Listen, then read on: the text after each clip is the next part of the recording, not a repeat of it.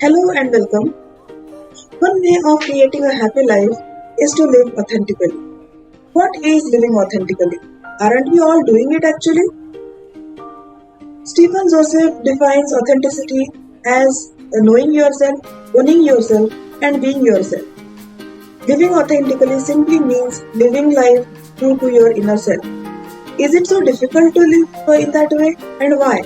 Because going deeper, listening to your true inner voice requires you to do away with the commotion created by expectations of the elderly people, of teachers, opinions of the society, and really listen to it. This requires practice.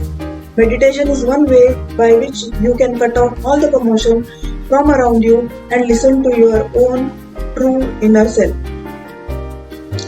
Actually, I can tell you a very funny story from my younger days about being inauthentic.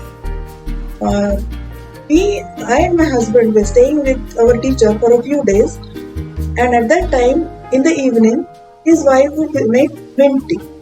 At the first sip itself, we really did not appreciate the mint. Nishikant was afraid of offending his teacher, and that's why he did not say anything. Whereas I was a little tactful and I said, I don't drink tea every day. And I started getting orange juice from the next day onwards.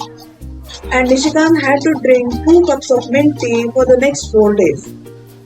If this little amount of inauthenticity or not being true to yourself could create so much amount of discomfort, think of the times when we take decisions inauthentically with respect to our marriages, to our social responsibilities, in our relationships, and in life in general.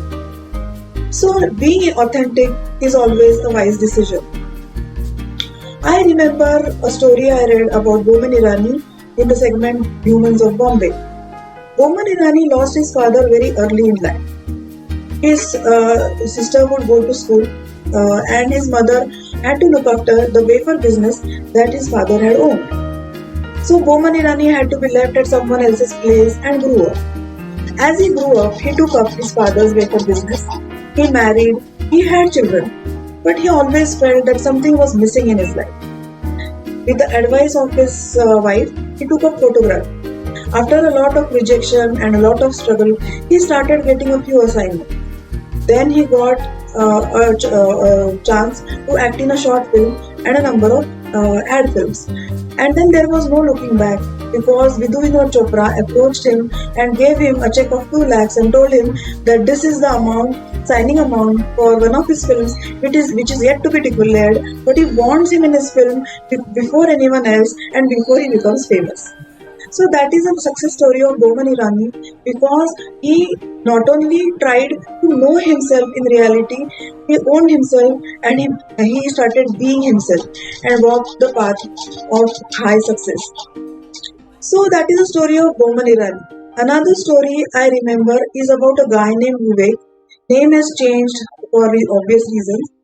He was a 38-year-old guy who worked in an IT firm and was an engineer. His wife was also an engineer, but she did not work outside the house because their kids were very small, even though she held an engineering degree.